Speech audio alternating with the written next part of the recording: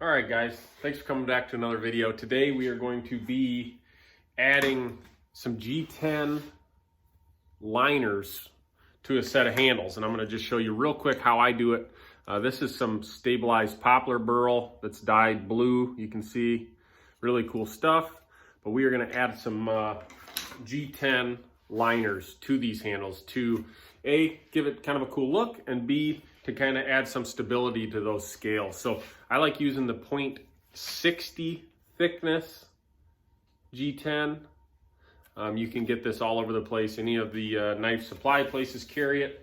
And I'm going to kind of lay out how much I need to use for these scales and cut it out on the bandsaw really quick. So I'll show you guys that step. Okay, so I already traced out, you can kind of see where that handle goes on that scale. And these come in like 6 by 12 inch sections, I think.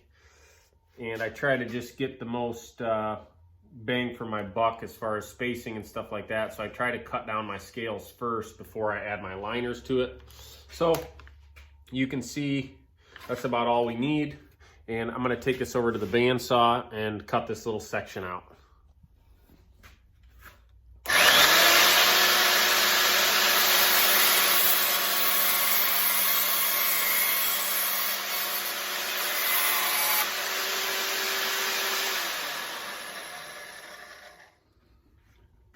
Okay, so the next step is super important. If you have a granite surface plate, it's best if you don't just get something super flat, whatever it is. You need to make sure that the side that you're gluing down of these scales is just super, super flat. That's the problem I see most is people glue them up and they press them with the clamps, and you get little gaps between that G10 and whatever your handle material is. So I normally just take 120 grit sandpaper like this and kind of light pressure, get it as flat as you possibly can. And you can kind of see once you're doing this where you've got high and low spots, and just get those scales super, super, super flat. If you're working with something like G10 to start with, it's probably already flat. You don't have to do this as much, but this also gives the G10 and scale material a good bond having this scuffed up. So even if your scales are flat, make sure you scuff it really, really good to make sure that adhesive bonds really good.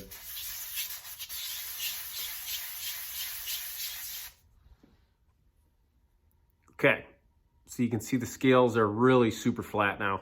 It doesn't take long, a couple minutes normally sanding them and they come out really flat. So once those are good, I take this little piece of G10 and I buy these little discs in 40 grit. And I normally use these to scuff my G10 because obviously this is flat, it's good to go. But you really need to make sure you get it scuffed up good to get a good bond with that epoxy. So I just take it and let's move this, show you guys.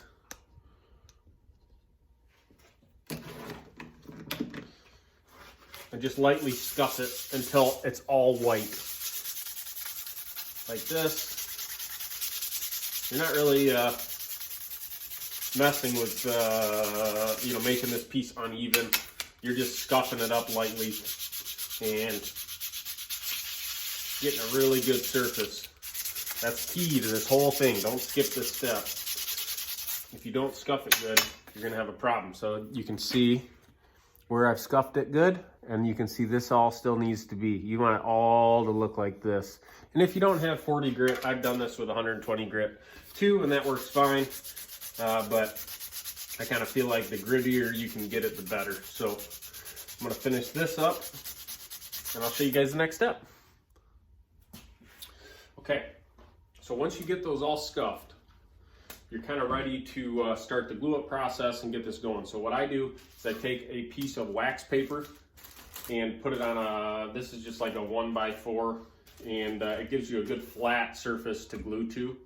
You put this wax paper down so it doesn't stick. That epoxy won't stick to that. So what I do is I use a little bit of lacquer thinner, and you can use whatever you use to normally clean stuff, get all the oils off, and make sure you clean these really good. I always kind of go like that one time, let them dry, and then do it a second time just to really double check you're cleaning them really good. And same with the piece of G10. You just want to make sure you get all those oils, and you can wear gloves during this step too. It helps to keep your finger oils off of everything, but I'm not. So there you can see it's nice and scuffed. We're gonna go ahead and clean these all one more time, and then we will start the glue up process. Okay, so I like to use this G-Flex epoxy by West Systems. I use this for pretty much all of my handle material, everything that gets glued up. This is what I use. And when you're doing just a liner like this, I normally just mix the epoxy right on this liner and just do maybe a dime size spot. My things are almost empty. I need to get some more. But try to get them pretty even there. And then get it mixed up really good. I always just use little scrap pieces of Kydex to mix up epoxy rather than buying popsicle sticks or whatever. Works good. Just clean, make sure you clean them good before you do it so you don't get a bunch of Kydex residue in your epoxy. So you just need enough to just barely cover this whole piece of G10. Make sure you've got it mixed up really good too before you start spreading it. And the key to this is just a nice light even coat. You don't, it doesn't have to be gobbed on there.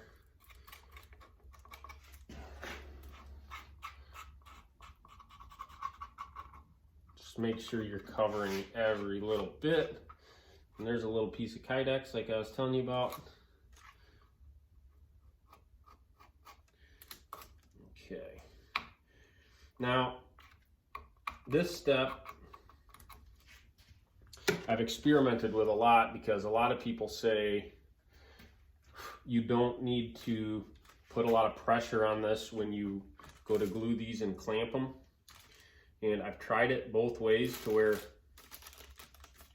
you do a light clamp and see how it does, and then you do like a really hard clamp. And I always find better results if I use these kind of clamps and just really press them good. And they'll want to wander a little bit when you go to put pressure on them.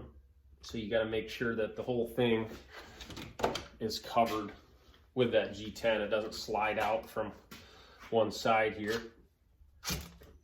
And this is why I have so many clamps, because I think I normally use about 6 clamps doing this. And if I'm doing 3 or 4 sets of handles at a time, you got to have a lot of clamps.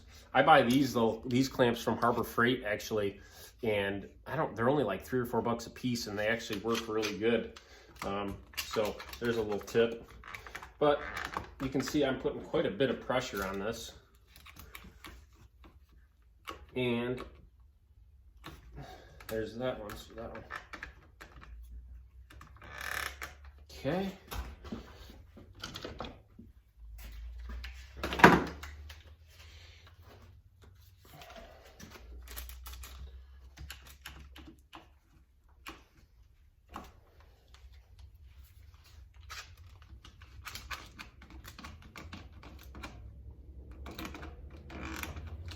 Okay, so there we go. It's clamped up. Make sure that that scale hasn't shifted off that piece of G10 before you let it dry. And mine's good to go. Got close right there, but looks fine. And now we're good to go.